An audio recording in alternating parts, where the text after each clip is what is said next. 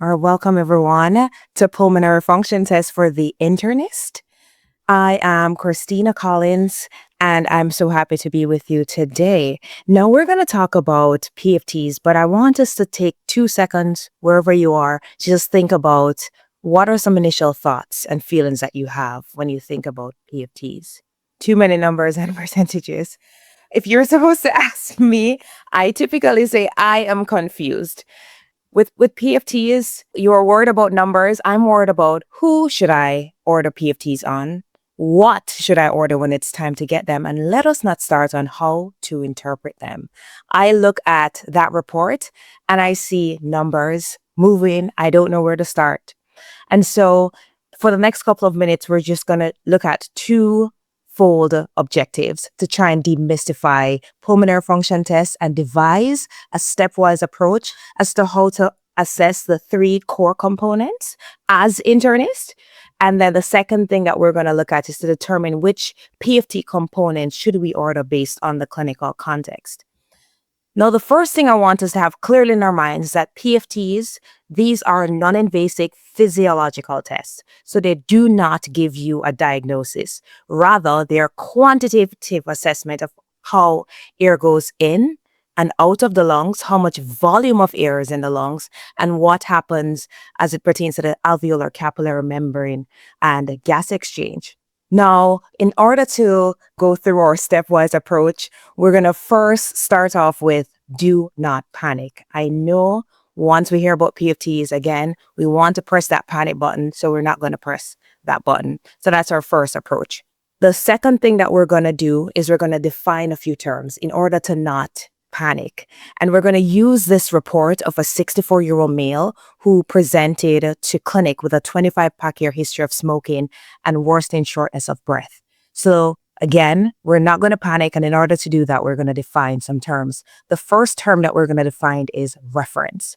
This is the normal value that is expected for a healthy individual based largely on their age, sex, and height.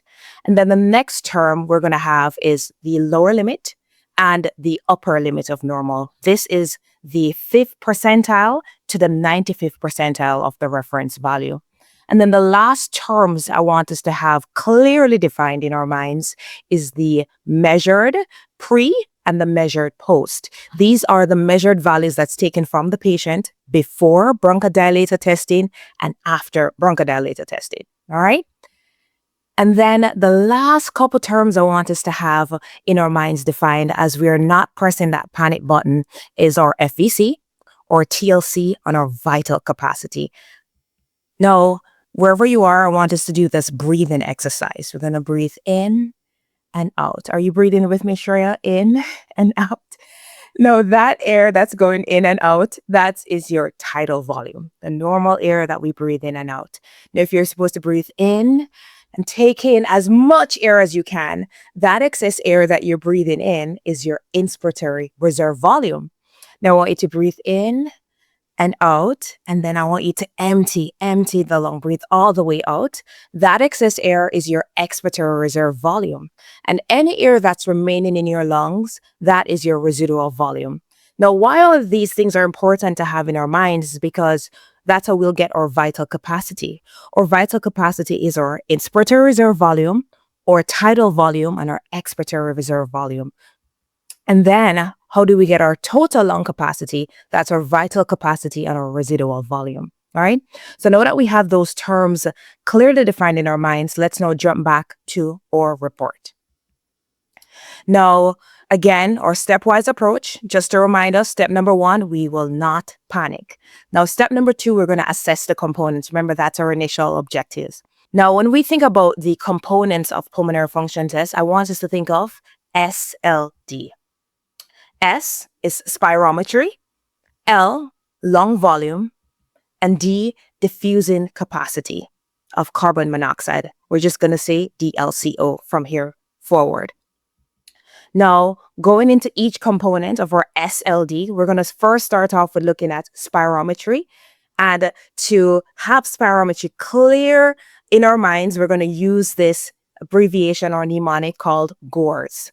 So G is for, did the patient take a good breath? O, is there obstruction? and if obstruction is present or not. And R is this obstruction reversible or not? And then S is there suggestive features of restriction? So we're going to slowly go through our GORES. So look, going back to our report, if you look already, you can see your SLD right there on your left-hand side, but I want you to go all the way down to the bottom of the report, and we're going to look at our volume time graph. Now, if you should breathe in, take as much breath as you can, and all the way out, and breathe in hard and fast all the way out. As long as the patient takes a good breath in and breathes all the way out, and that makes it to 6 seconds, we know that they took a good breath. And then the very first second of that breath is our FEV1. Now, going back to our GORES, we just looked at good breath. If the patient's breath lasts for 6 seconds, the next thing that we're going to look at is O, which is our obstruction. Is there obstruction or not? And we're going to look at our FEV1 to FVC. Now, traditionally, we were taught less than 70%, but in recent years, the ATS and ERS, they want us to look more on the lower limit of normal as opposed to percentages, because by doing that, we will remove the probability of misdiagnosis, particularly in the extremes of age. So on your exams, you may still see 70%, but in clinical practice, it's now been moved towards using the lower limit of normal. So let's go back to our report, and we're going to look at our FEV1 and our FVC, and we're going to see what we have for our patient. We are just looking at the spirometry component again, and then we're going to just focus in on our FEV1 to FVC. And here you can see that the reference is 67. The lower limit of normal is 54, right? And then if we should go look at our pre, which is our measured value before bronchodilator testing, we can see here that it is 34. So that is less than our lower limit of normal. So I'm sure that we're thinking that this patient has obstruction. Now, continuing along our GORES, so we just looked at G, good breath, O, obstruction or not, and now we're going to look at our R, which is this obstruction reversible? And we're going to look at our FEV1 or FVC, and if it's greater than 12%, or we have a 200 milliliter increase in our FEV1 or FVC, we can say that this obstruction is reversible. So let's go back to our report, and this time we're going to look at our FEV1, and I have highlighted here pre, post, and percent change. So we have no calculations to do. So FEV1, just to highlight here that it is in liters. And then when we look at pre-bronchodilator testing, we have 1.08. And then when we look at our post, it's 1.12. So our percent change here is 3%. And we just said that we need to see an increase in greater than 12% or an increase in 200 milliliters. So we're not seeing that here. Let's look at our FVC. So when we look at our FVC again, our pre is 3.20 and our post is 3.42, and our percent change is 7%. So again, we're not seeing that 12% increase or 200 milliliters increase. So I'm sure you're thinking here, if it's not increasing, we can say that we have irreversible obstruction. And then the last thing that we can appreciate as internist from the spirometry component is their suggestive features of restriction. And you can look at our VC, and if it's less than the lower limit of normal, again, we say suggestive because we have a piece of the pie. If you remember when we did our breathing exercise, we said our total lung capacity is our vital capacity and residual volume. And in order to tell a restriction, we need the entire lung volume, and we only have a piece of the pie here. So let's finish up our GORES and look at our S. So we're going back, we're looking at our FVC, and then we can see here that it's 3.20, and then the lower limit of normal is 3.27. So how are we going to tell if there's restriction or not? That's when we're going to look into our next component, which is our step number 2A, is our lung volumes. So when we look at lung volumes, I want us to think about, is the lung volume reduced or is it increased, right? So let's take a look at our lung volumes. If we're thinking about reduction in lung volume, we're thinking, is there restriction? If we're thinking that there is an increase in lung volume, we're thinking, is there hyperinflation? And just as I mentioned before, we need to look at the total lung capacity, all the air that went in the lung, to decide if there's restriction. And if the TLC, or total lung capacity, is less than the lower limit of normal, then we're thinking about restriction. Or residual volume, that's the air that's remaining in the lung as we had emptied the lungs earlier. If we have more than what we should expect, then we can say there's hyperinflation. Or we can also look at the ratio between the residual volume and the total lung capacity if that is increased. So let's go back to our report and look at our lung volumes and ask ourselves these two questions again. Is it reduced or is it increased? Okay? All right. So here we go. We're looking at our total lung capacity. Again, looking in at our lower limit or measured value, which is 4.90. And then when we look at our lower limit of normal, we see that it's 5.81. So it's less than the lower limit of normal. So we can see that this patient has restriction. So we initially had an inkling when we looked at our spirometry, but in order to truly say that this patient has restriction, we needed the total lung capacity. And here we can confirm the same. Now, looking at the residual volume, we know it's not going to be hyperinflated, but let's just still take a look at it. Or residual volume here, we can see it's 1.71 and the lower limit of normal is 1.92. And again, we anticipated this because we know that there is restriction or a reduction in lung volume. So we knew this patient would not be hyperinflated. And lastly, we're going to look at our D. So we looked at our S and we looked at our GORES to say, did the patient have a good breath? Obstruction present or not? Is there reversible obstruction and is there suggestive features of restriction? We then looked at our lung volumes and asked if there is a reduction in volume, restriction, or we ask ourselves, is the volume increased or hyperinflated? And then finally, we're going to look at our diffusing capacity. And when we look at our diffusing capacity, we're asking the question, is there gas exchange impairment? So let's jump right in that. So we're going to look at or DLCO, and you may see DLCO SB.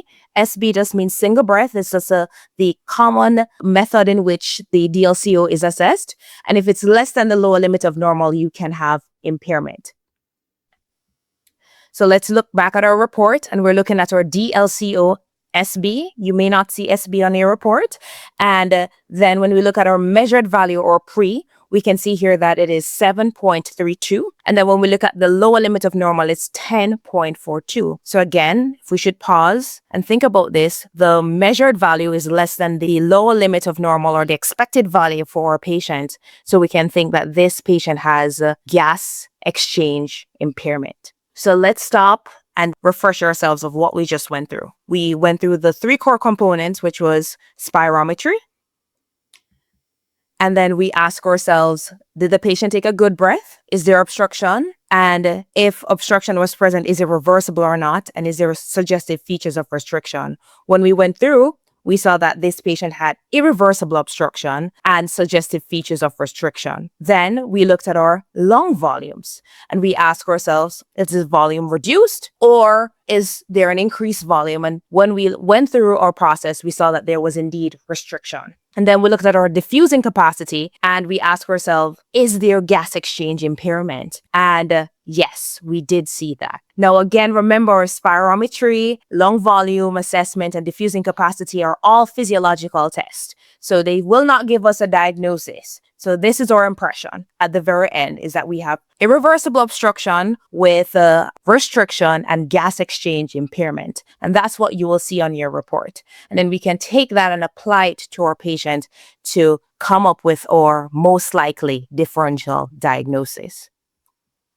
And then lastly, the question of when to order what test. First of all, I want us to not think about PFTs as, I should order spirometry, lung volumes, or DLCO, but ask yourself the question, what information do I want to get from pulmonary function tests? Now, when we think about spirometry, we should consider this for all PFT testing. It's really the cornerstone test.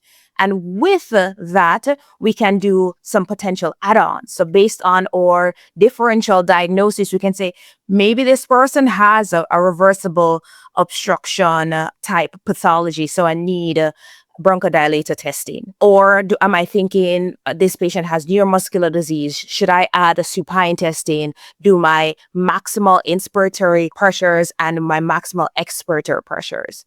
And likewise for lung volume assessment, you want to ask yourself, am I concerned for a restrictive process, an obstructive process, an extrinsic process? So for example, you're thinking asthma, COPD, ILD, obesity, unexplained dyspnea. You want that full lung volume assessment. You don't want to be stuck with spirometry and only have a piece of the pie.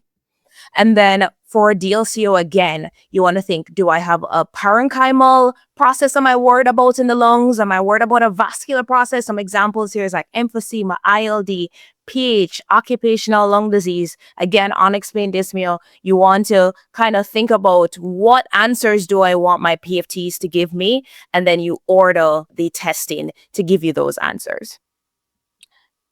So in summary, we have developed a stepwise approach in evaluating PFTs as internists, and we reviewed the three components, which were our SLD, spirometry, where we looked at our GORES. Is there a good breath? Is obstruction present?